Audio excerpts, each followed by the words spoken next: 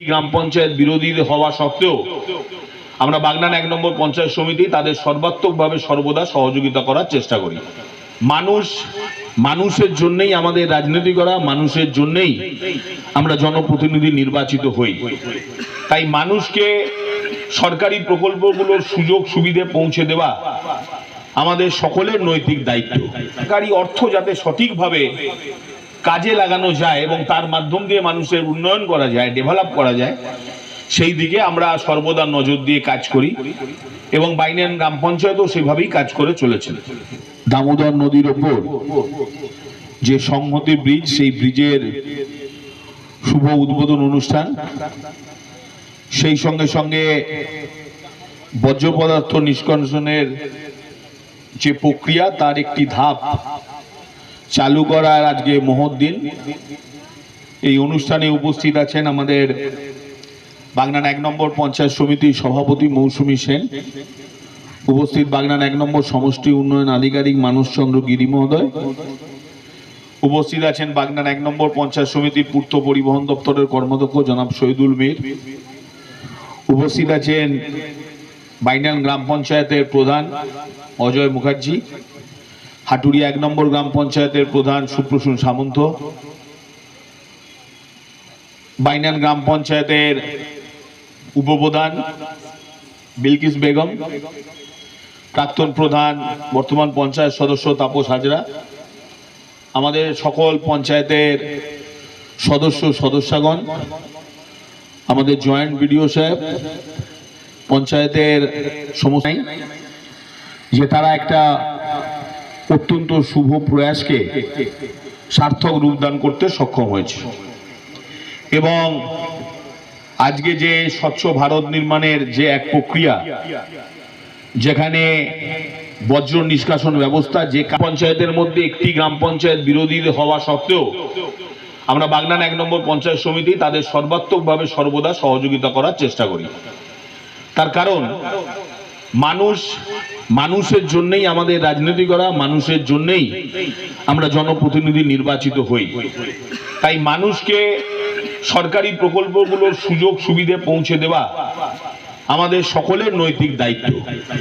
সেই নৈতিক দায়িত্বকে বাগনান ১ নম্বর পঞ্চায়েত সমিতি এবং বাইনান গ্রাম পঞ্চায়েত মিলিতভাবে সরকারের সেই প্রকল্পগুলোর সুফল যাতে মানুষের কাছে পৌঁছয় এবং সরকারি অর্থ যাতে সঠিকভাবে কাজে লাগানো যায় এবং তার মাধ্যম দিয়ে মানুষের উন্নয়ন করা যায়, ডেভেলপ করা যায়, সেই দিকে আমরা সর্বদা নজর দিয়ে কাজ করি এবং বাইনান গ্রাম পঞ্চায়েতও সেভাবেই কাজ করে চলেছে।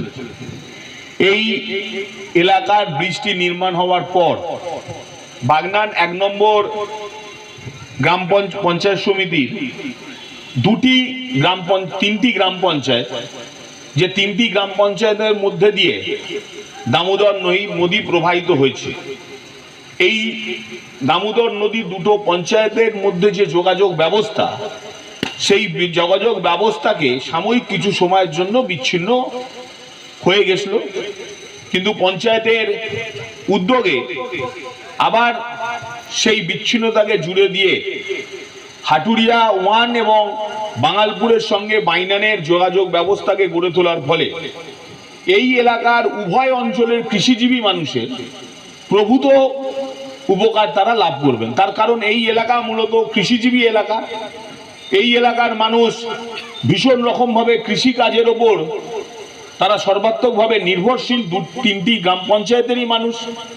তার কারণ দামোদরের দুই পাড়ে যে উর্বর চাষ জমি, সেই উর্বর চাষ জমিতে কৃষকরা তাদের মুন্সিয়ানার পরিচয় দিয়ে এখানে বিভিন্ন রকম উন্নত মানের শাক সবজি তারা চাষ করে থাকেন। এই শাক সবজি, উন্নত মানের শাক সবজি চাষ করার ফলে যেমন এই এলাকার মানুষ তাদের শাক সবজি উৎপাদিত ফসল নিয়ে বাঙালপুর বাজার, হাটুরিয়া বাজারে যেতে পারবেন অত্যন্ত সহজেই, তেমনি বাঙালপুর জোকা গ্রামের মানুষও তাদের উৎপাদিত সবজি ফসল নিয়ে তারা বাইনান মার্কেটে আসতে পারবেন মানুষের কাছে পৌঁছে দিতে। এর দ্বারা মানুষের প্রভূত উপকার হবে এবং এই তিনটি অঞ্চলের কৃষিজীবী মানুষের যাতায়াতের ক্ষেত্রে, যে ট্রান্সপোর্টেশনের ক্ষেত্রে একটা বিপুল অর্থ খরচা হতো সেই অর্থ তারা অনেকটাই বাঁচাতে পারবে। তাই এই উদ্যোগকে আমি সাধুবাদ জানাই।